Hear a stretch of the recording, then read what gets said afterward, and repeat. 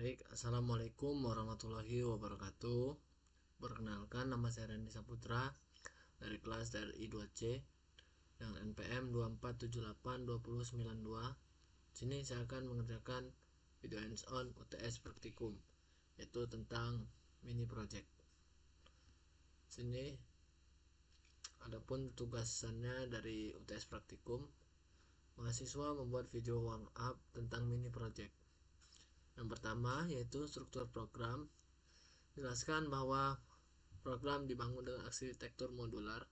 Sebutkan dua paket utama dan tampilkan struktur folder dan isi file. Oke, baik. Di sini sistem mini project dibangun dengan arsitektur modular. Artinya program tidak ditulis dalam satu file, tapi dipisahkan menjadi beberapa file dan folder agar lebih terstruktur dan mudah dikembangkan. Nah, di sini saya terdapat dua paket, yaitu file main yang gunanya untuk agar berinteraksi langsung kepada pengguna, yang menyimpan fungsi-fungsi juga dari paket satunya, yaitu yang bernama sensor simulator. Pada penyimpanan, di sini saya menyimpan modul saya ke dalam sebuah folder yang bernama Smart City dan juga sudah terhubung pada GitHub. Nah, di sini sensor yang berisi sensor simulator dan folder monitoring yang berisi file main. Sini pun ada monitoring. Sebentar.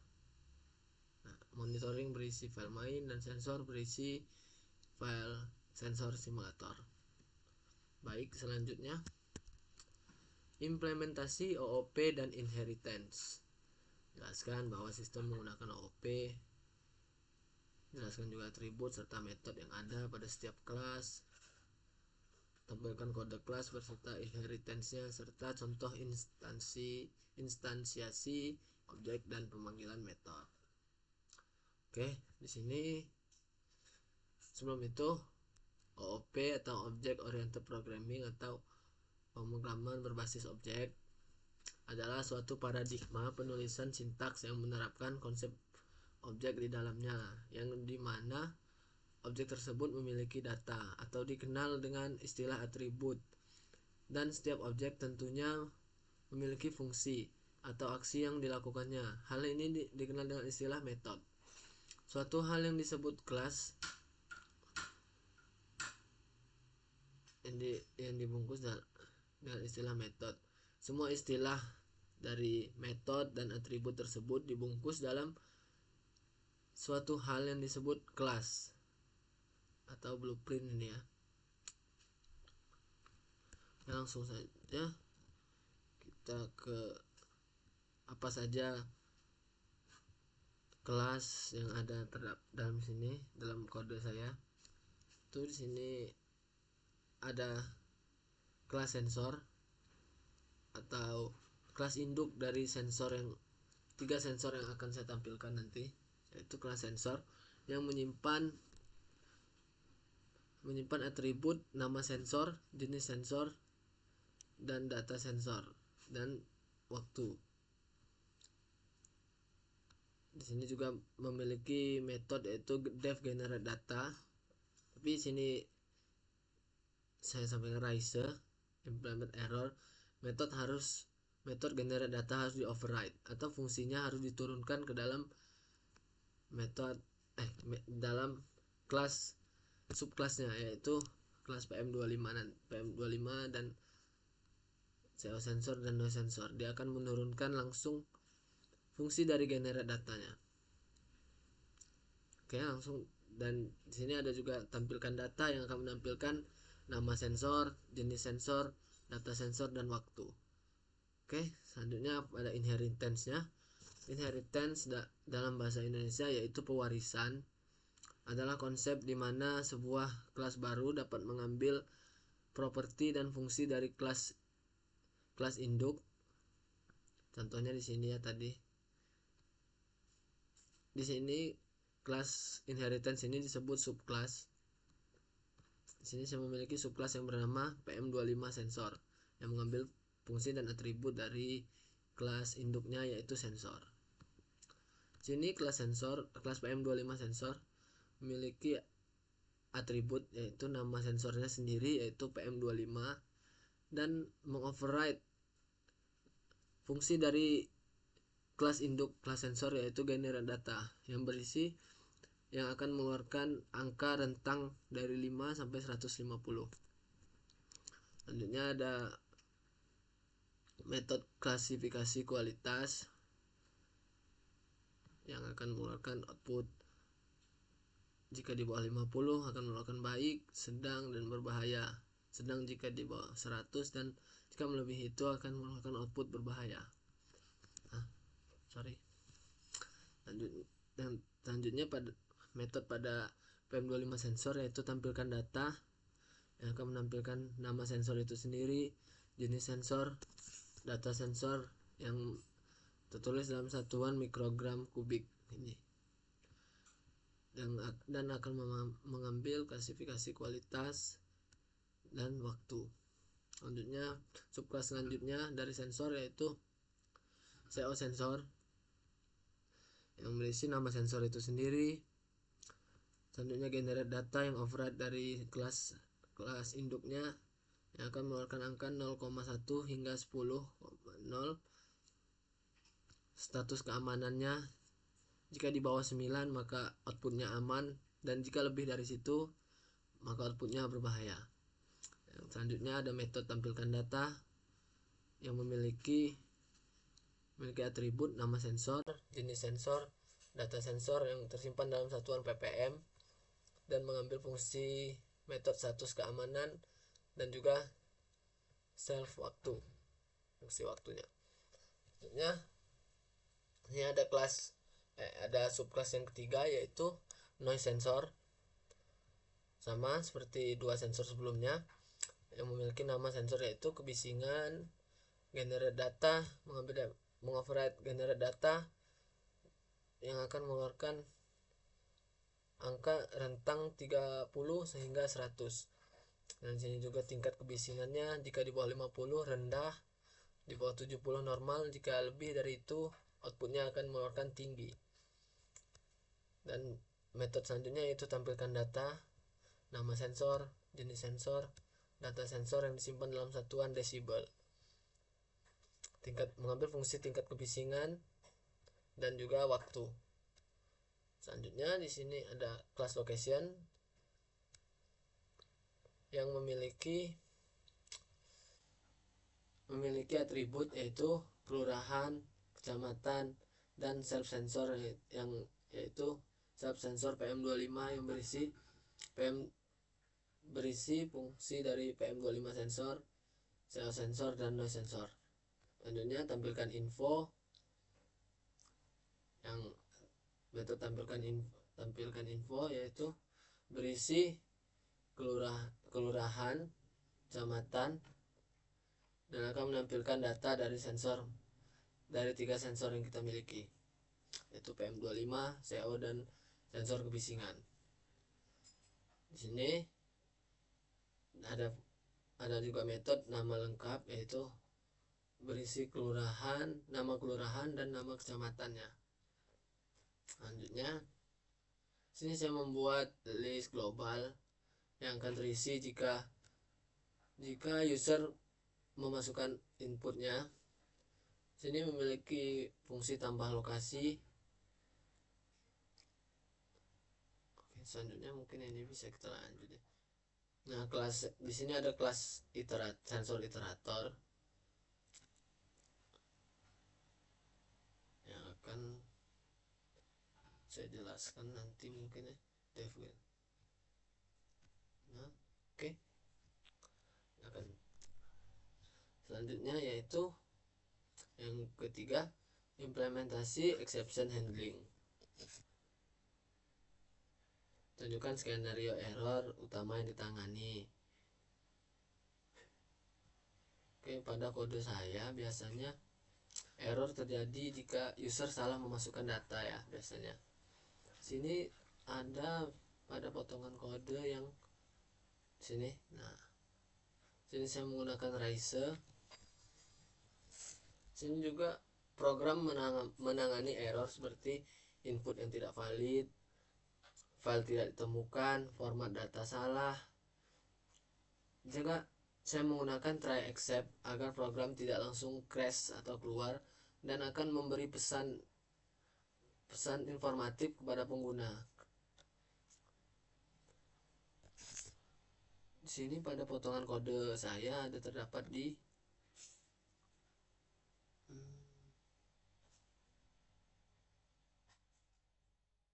Nah, di sini misalnya jika user salah memasukkan error.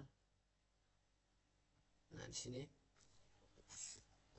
ini ada Rice yang akan melemparkan pesan informatifnya yang menggunakan try except tadi.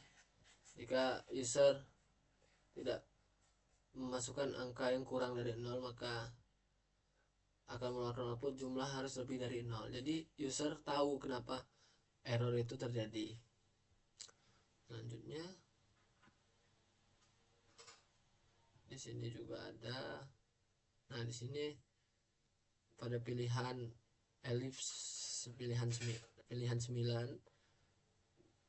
Nah, di sini pilihan pengguna saya masukkan yaitu ada 9 fitur 1 sampai 9. Nah, jika pengguna tidak memasukkan 1 sampai 9, maka output keluarannya akan melempar error opsi tidak valid. Harap pilih angka 1 sampai 9. Nah, jadi user tahu kenapa bisa terjadi error. Selanjutnya implementasi generator, iterator, dan closure. Tunjukkan generator adalah fungsi Python yang digunakan untuk menghasilkan urutan nilai satu per satu. Jadi dia nggak langsung ditampilkan semua ya, teman-teman. Dia juga tidak menggunakan return tapi menggunakan yield. Berbeda dengan return, yield tidak menghentikan fungsi secara permanen, melainkan menyimpan state atau melanjutkan dari posisi terakhir saat dipanggil lagi. Iterator adalah objek di Python yang dapat digunakan untuk mengakses elemen satu per satu. Objek ini memiliki dua metode penting. Adalah alat baca untuk membaca sebuah kumpulan data satu per satu, yaitu iter iter dan next. Di sini untuk generator di sini saya ada ya, yaitu kelas generator tadi. Sebentar.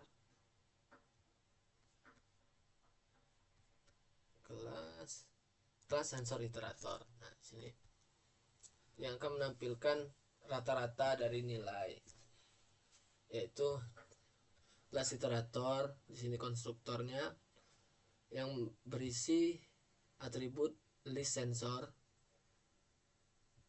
dan juga ada metode def minimal sensornya, yaitu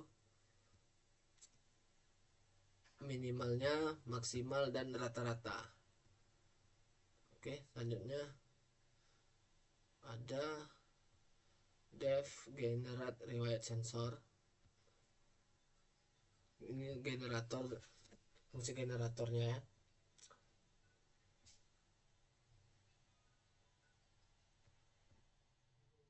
Akan mengeluarkan data. Itu juga implementasi dari konsep ini pada program. Untuk generator di riwayat sensor ini ada metode tersendiri, tidak masuk ke dalam kelas, yaitu def generate sensor yang memiliki atribut jenis, jumlah data, dan lokasi. Jumlah data yaitu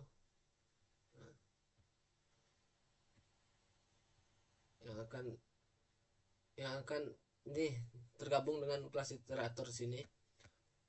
Jika yang akan mengenai riwayat sensor akan mencari riwayat sensor, kita juga akan memasukkan keywordnya. Pengguna akan memasukkan keywordnya.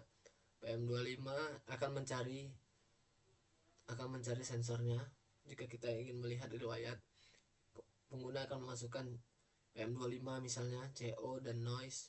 Jika tidak ada di antara tiga sensor tersebut, maka akan melempar raise value error, jenis sensor tidak dikenal. Yield S-nya, yield ini dia akan menampilkan satu persatu ya teman-teman ya, itunya apa, outputnya, jadi akan berurutan. Oke, selanjutnya implementasi generator. Oke, sudah. Demo program. Di sini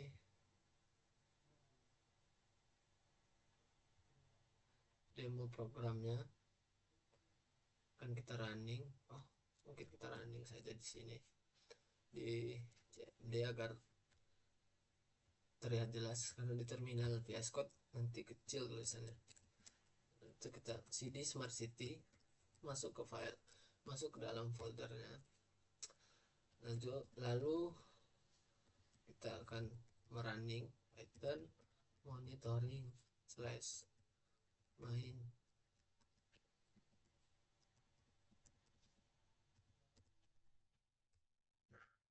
Ini yang pertama, ada fungsi tambah lokasi baru.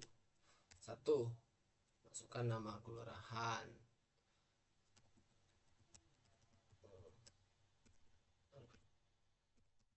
Menang.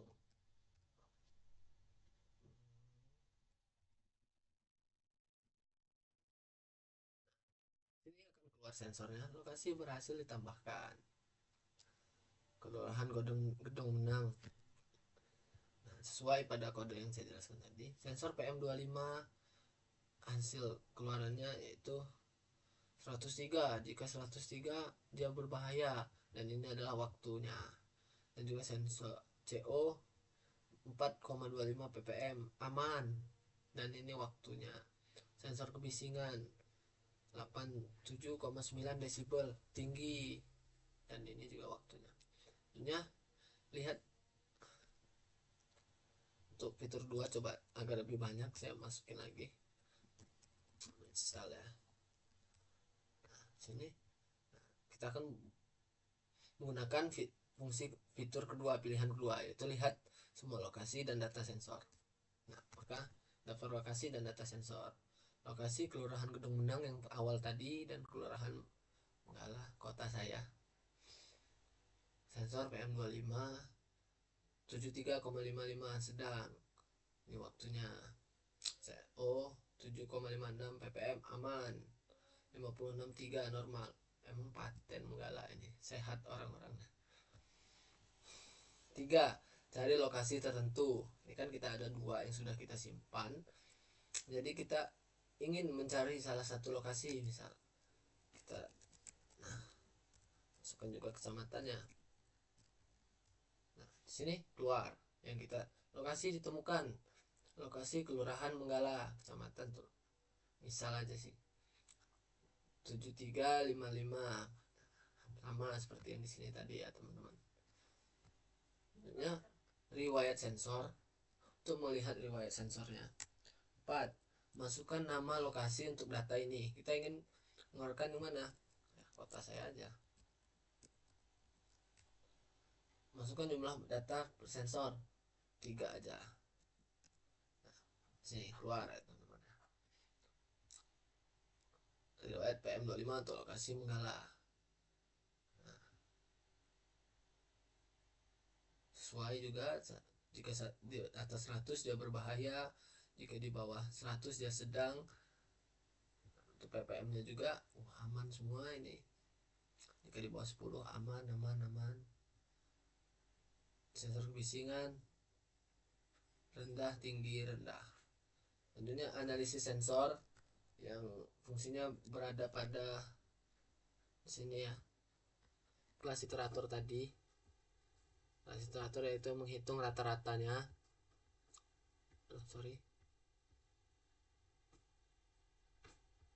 Yang menghitung rata-ratanya kita 5. Ringkasan datanya akan keluar minimumnya 1,03, maksimumnya 138, rata-ratanya 60,38.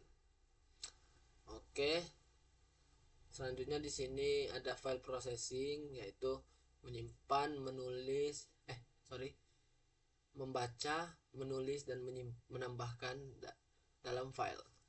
Jadi saya menggunakan file processing, yaitu pada fitur 6, simpan data ke sensor file. Data berhasil disimpan ke dalam file txt, saya simpan di dalam sini, yaitu riwayat sensor.txt. Nah, untuk membacanya kita dapat menggunakan fitur 7, baca data sensor dari file.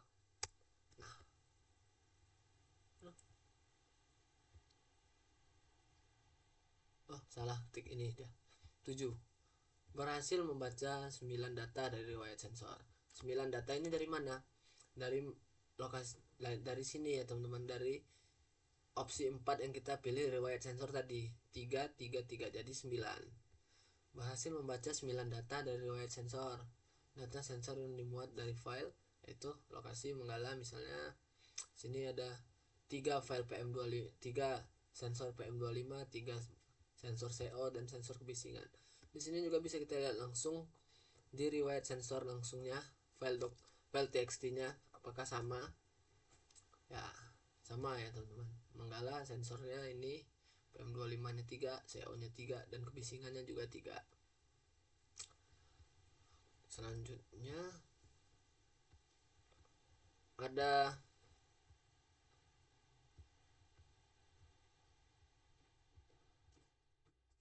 cari lokasi menggunakan lambda. Lambda ini adalah fitur yang tidak ada namanya, tapi gunanya untuk memudahkan pengguna dalam menuliskan kode agar lebih pendek dan lebih itu ya teman-teman. Di sini pada lambda ada pada di sini, sebentar, lambda untuk mencari.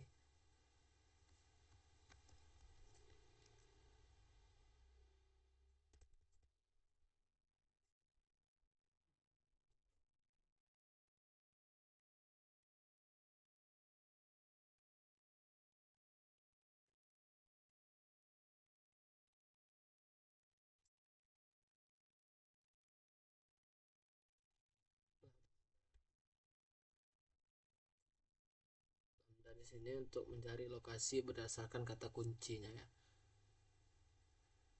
Nah, sebentar, lambda.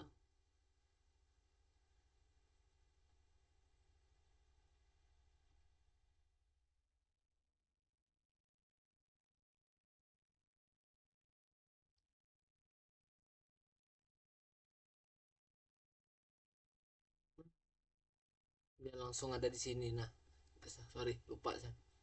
Nah, di sini masukkan kata kunci. Dia akan menggunakan keyword dan akan mengenali itunya, namanya.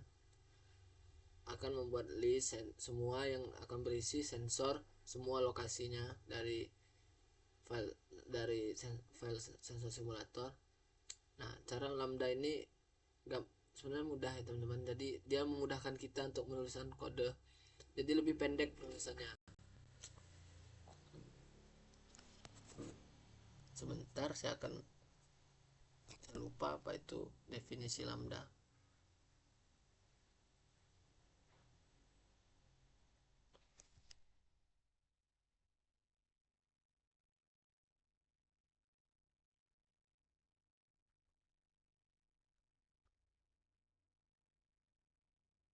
Nah, lambda itu adalah fungsi anonim tanpa nama ya.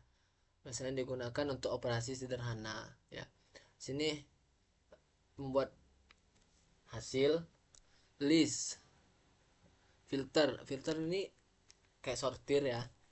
Dia akan karena kita akan memasukkan ini kata kuncinya, dia akan memfilter apakah ada lokasi yang kita tuliskan itu. Nah, lambda ini dia menuliskan nama fungsi lambdanya dulu, langsung ke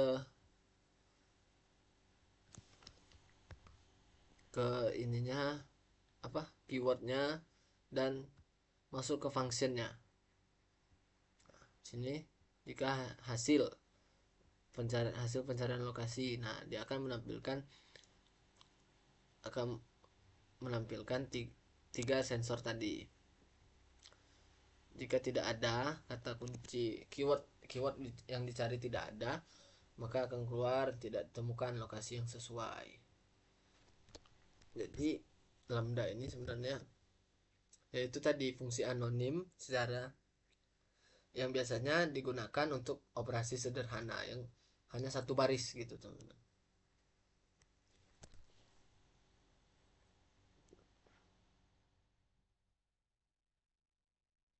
Oke, di sini running kodenya akan memilih opsi cari lokasi 8. Nah, 8 masukkan kata kunci kelurahan atau di sini kita cukup masukkan kata kunci Menggala. Nah, ya, hasil pencarian lokasi. Ini sebenarnya sama seperti fitur kedua. Bisa kita bandingkan ya teman-teman. Fitur kedua yaitu 2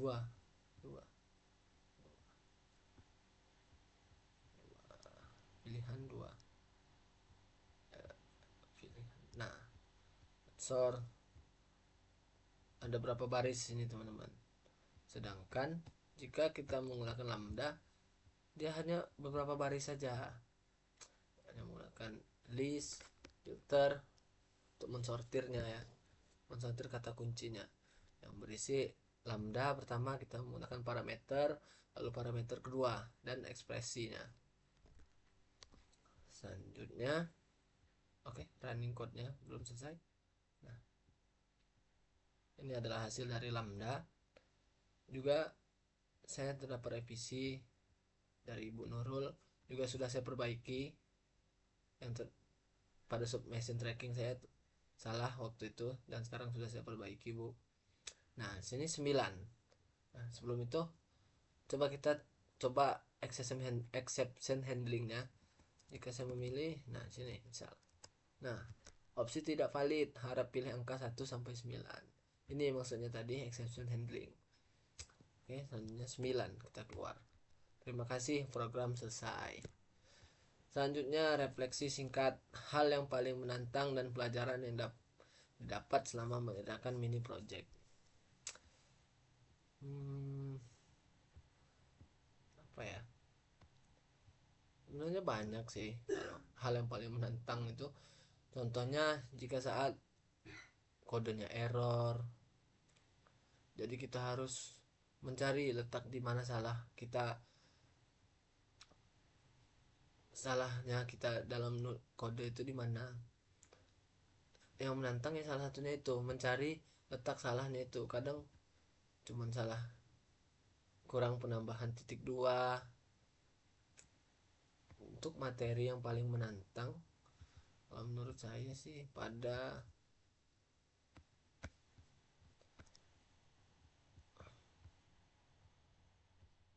OOP ya kayaknya. OOP karena kita harus menghafal cukup panjang kodenya dan banyak metode-metode yang harus kita tulis juga.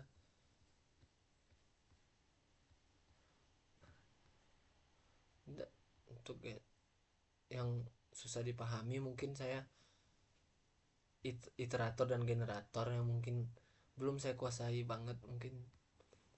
Nah materi generator dan iterator mungkin yang paling menantang dan OOP selebihnya ya menantang yaitu menangani error kode, salah penulisan dan ya gitulah. Selanjutnya pelajaran yang didapat selama mengerjakan mini project sangat banyak sekali.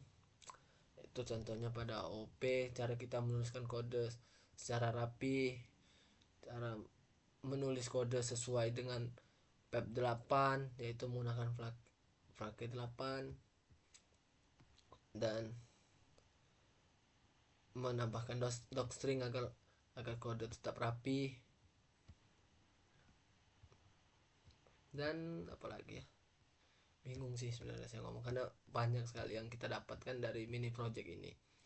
Contohnya saja sini terdapat yang disebutkan sini saja ada, yaitu kita dapat mengenal modul package yang kita dapat push ke dalam GitHub menggunakan Git, implementasi OOP dan inheritance agar kodenya rapi sesuai pada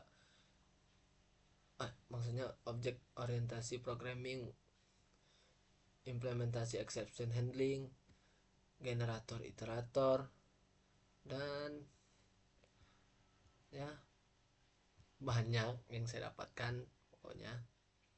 Dan sini file processing, yaitu menyimpan, membaca dan menulis file objek. Oke, mungkin itu saja sih yang bisa saya sampaikan untuk UTS praktikum pada kali ini. Jika ada salah kata, saya minta maaf. Saya akhiri. Jika ada salah kata, saya mohon maaf. Saya akhiri. Wassalamualaikum warahmatullahi wabarakatuh.